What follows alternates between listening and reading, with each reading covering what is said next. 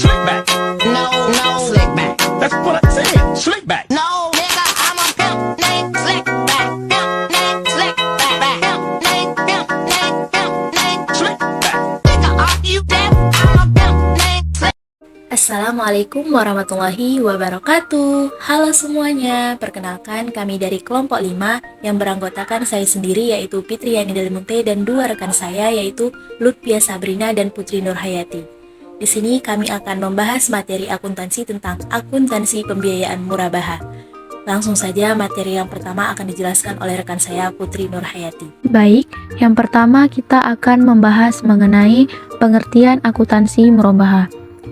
Apa sih itu akuntansi murabaha? Nah, dalam Fatwa Dewan Syariah Nasional atau DSN nomor 4/DSN MUI /4/2000, pengertian murabaha yaitu menjual suatu barang dengan menegaskan harga belinya kepada pembeli dan pembeli membayarnya dengan harga yang lebih sebagai laba. Kemudian, murabaha berdasarkan PSAK 102 adalah menjual barang dengan harga jual sebesar harga perolehan ditambah keuntungan yang disepakati dan penjual harus mengungkapkan harga perolehan barang tersebut kepada pembeli. Selanjutnya, kita akan membahas mengenai rukun, syarat, dan jenis akad murabaha. Nah, rukun dan ketentuan akad murabaha terbagi menjadi 3, yaitu yang pertama ada pelaku, yang kedua ada objek jual beli, dan yang ketiga ijab qabul.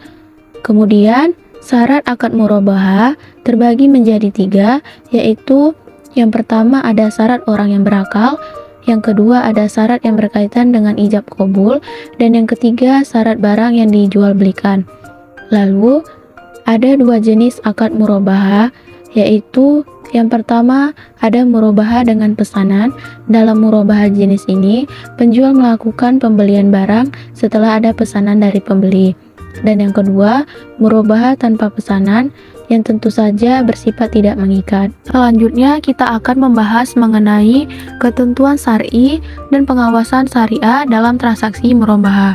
Nah, ketentuan syar'i terkait dengan transaksi murabaha digariskan oleh Fatwa Dewan Syariah Nasional nomor 4/DSN MUI /4/2000.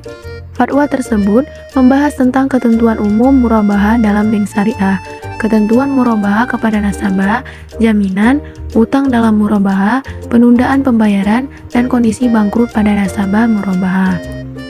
Nah, dalam memastikan kesesuaian praktik jual beli murabaha yang dilakukan bank syariah dengan ketentuan syariah yang ditetapkan oleh DSN, Dewan Pengawas Syariah atau DPS, biasanya melakukan pengawasan secara periodik. Pengawasan tersebut dilaksanakan berdasarkan Surat Edaran Bank Indonesia nomor 8/19/DPBS tahun 2006 tentang pedoman pengawasan syariah dan tata cara pelaporan hasil pengawasan bagi Dewan Pengawas Syariah. Adanya pengawasan syariah yang dilakukan oleh DPS menuntut bank syariah untuk hati-hati dalam melakukan transaksi jual beli murabaha dengan para nasabah. Di samping itu, bank juga dituntut untuk melaksanakan tertib administrasi agar berbagai dokumen yang diperlukan DPS dapat tersedia setiap saat dilakukan pengawasan.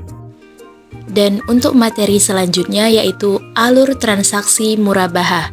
Yang pertama itu dimulai dari pengajuan pembelian barang oleh nasabah. Yang kedua, bank sebagai penjual selanjutnya mempelajari kemampuan nasabah dalam membayar piutang murabaha. Dan yang ketiga, setelah akad disepakati pada murabaha dengan pesanan, bank selanjutnya melakukan pembelian barang kepada pemasok. Yang keempat, barang yang diinginkan oleh pembeli selanjutnya diantar oleh pemasok kepada nasabah pembeli. Dan yang terakhir kelima, setelah menerima barang, nasabah pembeli selanjutnya membayar kepada bank. Kemudian materi teknik perhitungan dan akuntansi dalam transaksi murabaha. Di dalam teknik perhitungan transaksi murabaha ada 3. Yang pertama, perhitungan penentuan margin murabaha. Yang kedua, perhitungan angsuran per bulan dan pendapatan yang diakui. Yang ketiga, perhitungan pendapatan margin yang diakui saat jatuh tempo atau pembayaran angsuran. Kemudian untuk akuntansi transaksi murabaha ada 4. Yang pertama, pada saat negosiasi. Yang kedua, pengakuan uang muka. Yang ketiga, pembelian barang pesanan. Dan yang terakhir, saat akad murabahah tidak jadi disepakati. Baiklah, selanjutnya kita akan memasuki contoh. Nah, misalkan dengan menggunakan data murabahah dengan pesanan di atas, total piutangnya adalah 118 juta, uang muka 10 juta, dan dalam jangka waktu 24 bulan, maka angsuran per bulannya yaitu dengan rumus total piutang dikurang uang muka dibagi jumlah bulan pelunasan.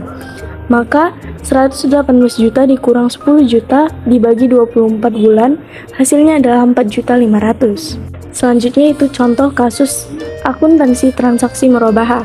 Nah, pada tanggal 3 Agustus 2015, Bank Berkah Syariah atau BBS menerima pembayaran uang muka sebesar 20 juta dari Tuan Ahmad sebagai tanda keseriusannya untuk memesan barang kepada BBS berupa mobil Avanza. Atas transaksi tersebut, BBS melakukan pencatatan sebagai berikut.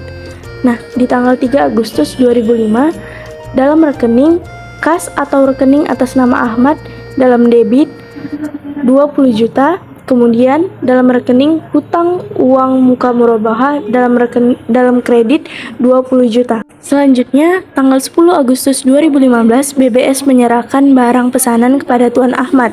Atas kesepakatan transaksi murabahah tersebut, maka jurnal uang muka sebagai berikut.